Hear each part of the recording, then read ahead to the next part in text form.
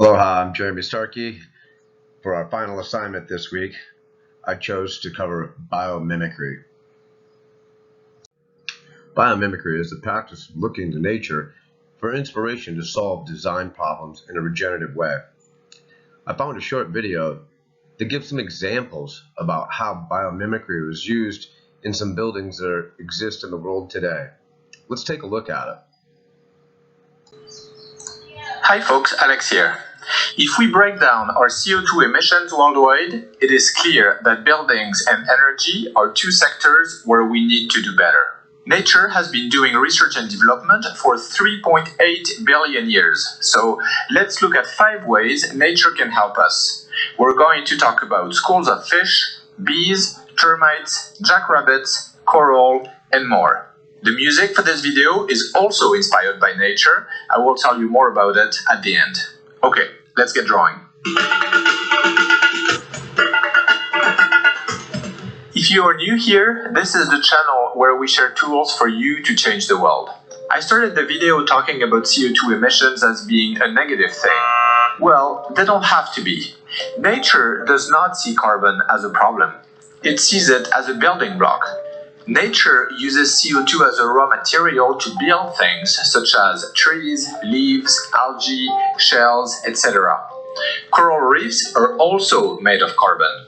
More precisely, coral's hard exoskeleton is made of calcium carbonate. Corals combine carbon dioxide and minerals in the seawater to make it. A few years ago, a researcher took this recipe to turn carbon dioxide and seawater into calcium carbonate, which is then used to make concrete. While a ton of traditional cement produces about a ton of CO2, a ton of cement produced with this method sequesters half a ton of CO2. And it takes less energy to make as well. How come they never told me that in civil engineering school? Now, what do we do with this cool cement? We can make buildings. But even after construction, buildings tend to produce a lot of carbon dioxide. Remember our graph from the beginning? 25% of the total CO2 emissions worldwide are attributed to heat and energy. And residential and commercial buildings are responsible for about half this 25%. Traditional heating, ventilation, and cooling, also known as HVAC systems, can be very wasteful and burn a lot of fossil fuels. With nearly 60% of a building's energy consumption allocated to heating and cooling, we definitely need to do better on this. How does nature do it? As it turns out, termites also need to ventilate and control the temperature inside their mound, but they don't use fossil fuels. Inspired by the termite mounds, architect Mick Pierce designed Eastgate, the largest commercial building in Zimbabwe, this way. Like a mound, the Eastgate building uses thermal mass to store the heat during the day and releases it during the night. The building also has many chimneys and air channels to allow the building to breathe. During the night, the cool air from outside cools down the core of the building. During the day, the large central chimney creates a closed convection cycle, sending the hot air up and out of the building, constantly cooling the core.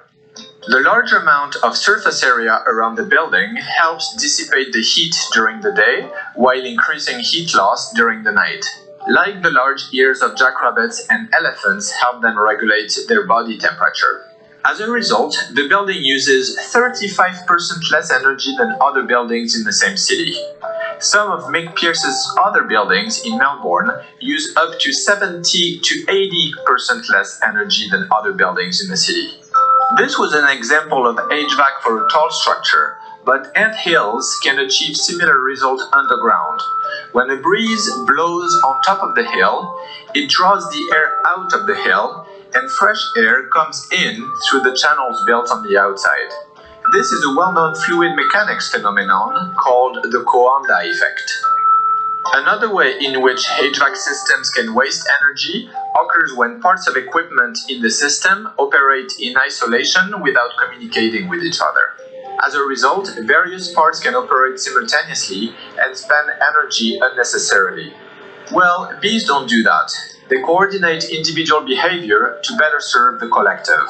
Using the swarm intelligence of bees, the company Encycle offers a service called Swarm Logic that connects the appliances together as a way to spread out energy demand among them, reducing peak demand by 25% and unnecessary energy consumption by up to 30%. Now that we know how to heat and cool our building, we still need energy for lights and machines, right?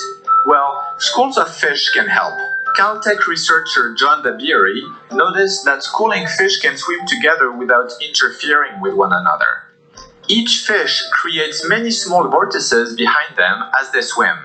Using this idea, he created vertical axis wind turbines that can work well together in close proximity, while traditional ones interfere with one another. Dabiri's wind turbines actually feed off one another, increasing their efficiency and making the most of the area available. With optimal positioning, a vertical axis wind farm could produce 10 times the amount of wind energy generated by a common horizontal turbine wind farm. For renewable energy in urban areas, this wind tree is visually inspired by nature.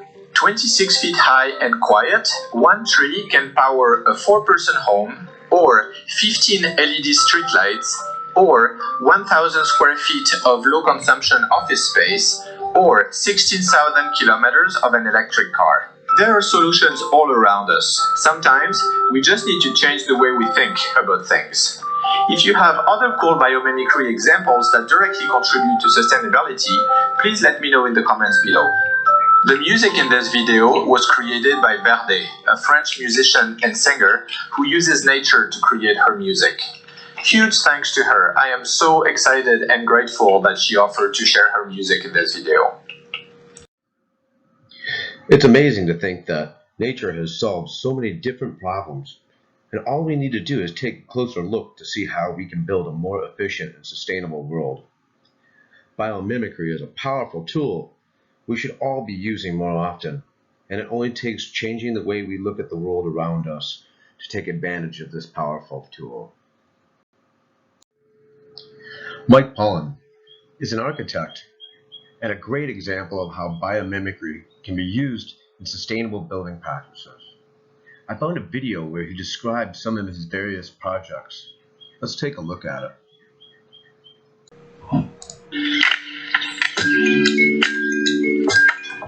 I'm Michael Paulin, I'm an architect, and I have a particular interest in biomimicry. At Exploration Architecture, we use biomimicry to rethink all sorts of building types and develop solutions that use resources much more efficiently. Biomimicry is innovation inspired by nature. It involves looking at how things work in biology and then learning from that to design better solutions. The Biotic Pavilion is a proposal for a performance venue. The form is partly based on mathematical forms and certain seashells, and we're planning to grow this in seawater using very thin steel to tell the material where to grow. It takes the minerals out of the seawater and produces a structure similar to reinforced concrete. This uses an absolute minimum materials to grow into a whole building. In biology, you often find very complex structures that achieve amazing resource efficiency by putting the material exactly where it needs to be. With computational design and 3D printing, it's getting much easier to mimic that level of complexity and efficiency. In 2014, we were asked to put on an exhibition at the Architecture Foundation. We proposed a whole series of 3D printed tables that would display the projects. It used algorithms to work out what the most efficient place for all those materials would be, based on bone and tree growth patterns. And what we ended up with was something that used 1,000th of the material of a solid object of that volume. Bird skulls are a great example of a complex and very efficient structure. And we used computational design to produce a version of this. We created this 3D printed model, which is an enlarged version of a bird skull, which ultimately we want to turn into a pavilion structure. We were able to model this in a way that was quite similar to the way it actually grows in biology. And what you have is these domes of incredibly thin, bony material connected together with these struts and ties. Overall, it's incredibly lightweight and very structurally efficient. What you can see often in shells and leaves is very thin surfaces turned into strong structures simply by folding them or having curves. That's something that we've done in the abalone house. We're learning from the same principles to turn a thin surface into something that's very strong. We're using tiles made out of atmospheric carbon. And that's what we need to do more of. We need to find ways to make buildings by taking carbon out of the atmosphere. By collaborating across science and art and computational design, it gives us a chance to get much closer to the way things work in biology. And that gives us a real chance to reintegrate what we do into biological systems and end up with buildings and cities that are zero waste, that use far less material, emit no pollution, and they would deliver net benefits. We can get to a point where architecture is actually producing a positive impact. That was really inspiring. And I hope the next time you go down to the beach or head out on a hike, you slow down and take a closer look at what Mother Nature is trying to teach you.